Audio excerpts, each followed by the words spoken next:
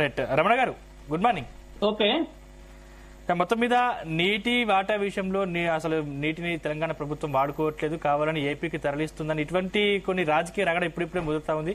అసలు మీ వర్షన్ ఏంటంటే నీటి వాటా విషయంలో ఎవరి వాదన ఎలా ఉందంటారు? ఎవరు వాడుకోవడం లేదు. రైతులు ఎప్పుడు కూడా కాళేశ్వరం ప్రాజెక్టు కట్టమని ఏ రైతు అడగలేదు.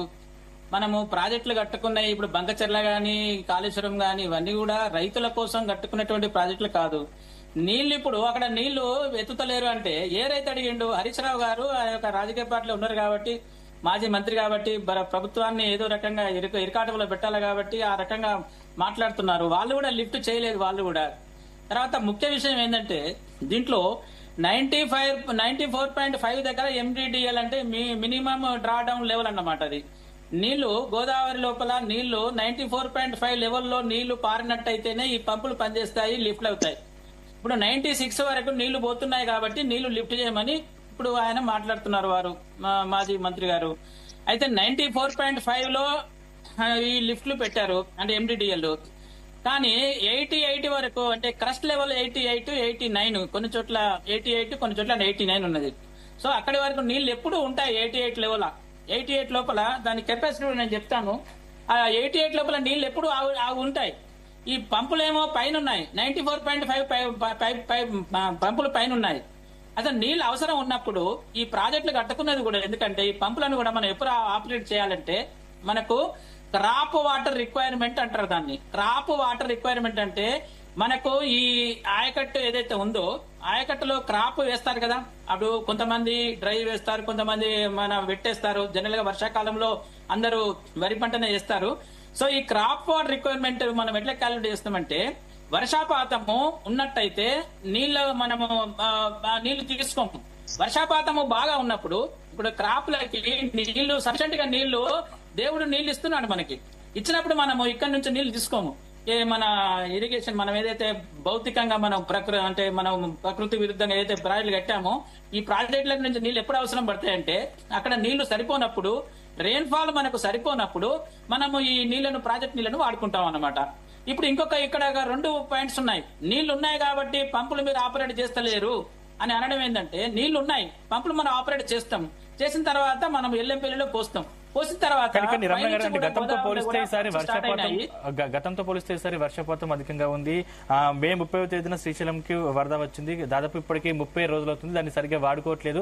ఒకవేళ వాటిని వాడకపోతే ఆంధ్రాకు సంబంధించినట్టు ఆంధ్రాలోని పులిచింతలకు ఆ నీరు వెళ్లే అవకాశం ఉంది. దాన్ని ఖచ్చితంగా మనం వాడుకోవాలని చెప్పేసి బీఆర్ఎస్ వాదన ఉంది కదా.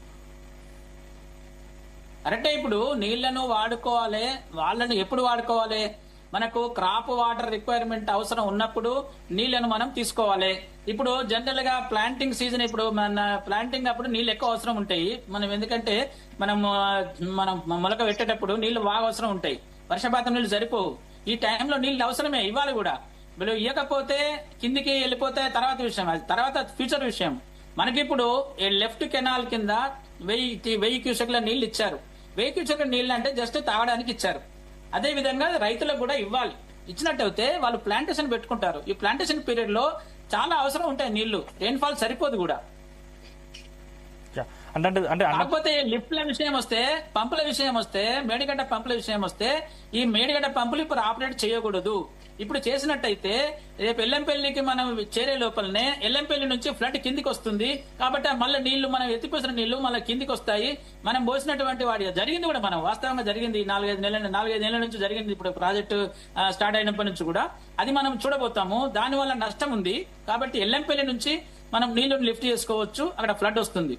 అంటే అప్పుడు Annapurna project, Ranganatha sir project, అదేవిధంగా కొండపోచమ్మ సాగర్, మల్లన్న సాగర్, దీంట్లో ఇప్పుడు నీళ్లు లేవు. ఇవి నింపితే భవిష్యత్తు తరాలకు ఉపయోగపడతాయి కదా. ఇప్పుడు పంటకు అవసరమయ్యే నీటిని వాడుకోవట్లేదని ఆరోపణ కదా.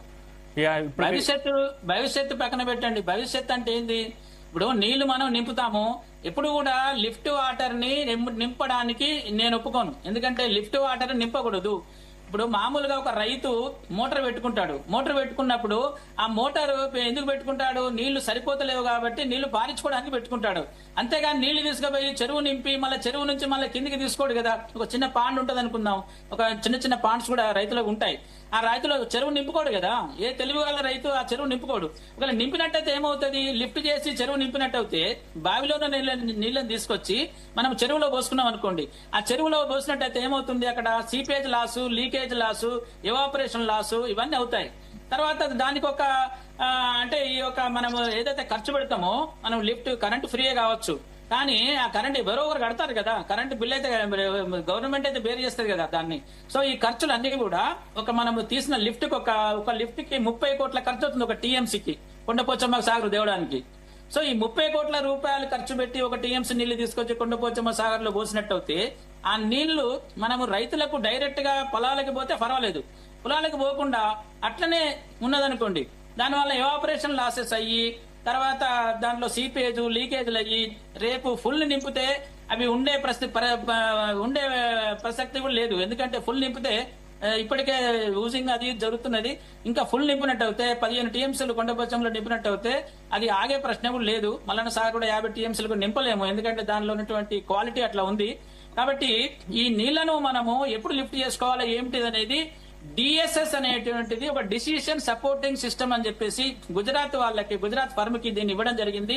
వాళ్ళు ఏ రకంగా నీళ్లను ఎప్పుడు లిఫ్ట్ చేయాలి, ఏ పంటలు రైతులు వేస్తున్నారు, వర్షపాతం ఎంత ఉన్నది, దీన్ని బట్టి వాళ్ళకి రిక్వైర్మెంట్ ఎంత ఉన్నది అని చెప్తారు. వాళ్ళు చెప్పడానికి ఇప్పుడు రైతులకు కనెక్షన్ లేదు. ఇప్పుడు ఈ మల్లన్న సాగర్ గాని కొండపోచమ్మ గాని రైతులకు కనెక్షన్ లేదు. ఎక్కడ కూడా ఫీల్డ్ ఛానల్స్ వరకు లెవెల్ వరకు పోలేదు, ఓన్లీ మెయిన్ కెనాల్ వరకే పోయినాయి. కాబట్టి ఎక్కడ కూడా ఆయకట్టు రెడీగా లేదు.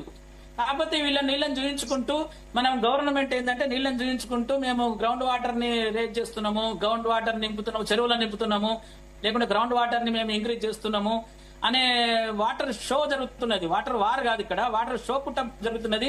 ఈ వాటర్ పవర్ పాయింట్ ప్రజెంటేషన్ అంతా కూడా ఈ వాటర్ పవర్ పాయింట్ ప్రజెంటేషన్ జరుగుతున్నది. దీని వల్ల మనకు దుబారా జరుగుతుంది, ఎక్స్చెక్కర్ మీద బరువు పడుతుంది, మెయింటెనెన్స్ కూడా జరుగుతుంది. మనకు ఆల్రెడీ మనం వడ్డీలతోని మనము కడుతున్నాము. వడ్డీలతో పాటు ఇది కూడా మెయింటెనెన్స్ కూడా మనం పంపులు వాడకుండా కరెంట్ బిల్ కట్టాల్సిందే, వాడితే ఇంకా ఎక్కువ కట్టాల్సి వస్తుంది. కాబట్టి ఇవన్నీ కూడా మనకు ఓవర్ హెడ్స్ పడతాయి. కాబట్టి నీళ్లను మనము సముచితంగా ఆప్టిమల్ యూటిలైజేషన్ చేయాలి. ఈ ప్రాణహిత నీళ్లు యాక్చువల్ గా ఇవి గోదావరిలో నీళ్లు, ఇప్పుడు మేడిగడ్డ దగ్గర ఉన్న నీళ్లు అవి గోదావరి నీళ్లు కాదు, అవి ప్రాణహిత నుంచి వచ్చి జేనైన నీళ్లు అవి. కాబట్టి ప్రాణహిత నీళ్లను గోదావరిలో వేసుకొని మనము ఈ నీళ్లను ఎత్తిపోసుకుంటున్నాము. ఈ నీళ్లను బాగా అవసరం ఉంటేనే ఎత్తిపోసుకోవాలి. ఇక్కడ రైతులు రెడీగా ఉండి, పంటలు రెడీగా ఉండి, ఫీల్డ్ ఛానల్స్ అవన్నీ కనెక్ట్ అయ్యి ఉంటేనే పోసుకోవాలి. ఈ మల్లన్న సాగర్ గాని, కొండ రంగనాయక సాగర్ గాని, అనంత సాగర్ గాని ఇవి నింపుకోవడం మాత్రము మనకి ఎకనామికల్ కాదు. రైట్. రమేష్ గారు good morning. Good morning brother. Congress ప్రభుత్వం ఏర్పడినప్పటి నుంచి కనీసం వాడుకోవాల్సిన నీటిని వాడుకోకుండా చంద్రబాబుకి గురుదక్షిణ కింద నీటిని తరలింపు చేస్తున్నారు. శ్రీశైలానికి భారీగా వరద వచ్చినా కూడా ఎందుకు నీటిని వాడుకోవట్లేదు? మొత్తం మీద కాంగ్రెస్ సర్కార్ అంటే తెలంగాణలో స్విచ్ ఆఫ్ మోడ్ లో ఉంది. ఇది బీఆర్ఎస్ వాదన, మీరేం చెప్తారు? ఇది ఫస్ట్ థింగ్ ఏంటంటే ఈ ప్రాజెక్టే ఒక మంచి ఐడియాలజీతో చేసింది కాదు. ఇది కేవలం స్వంత లాభాల కోసం చేసింది. హరీష్ రావు చాలా మేధావి, ఎక్కడంటే ట్విస్ట్ చేస్తూనే ఉంటాడు.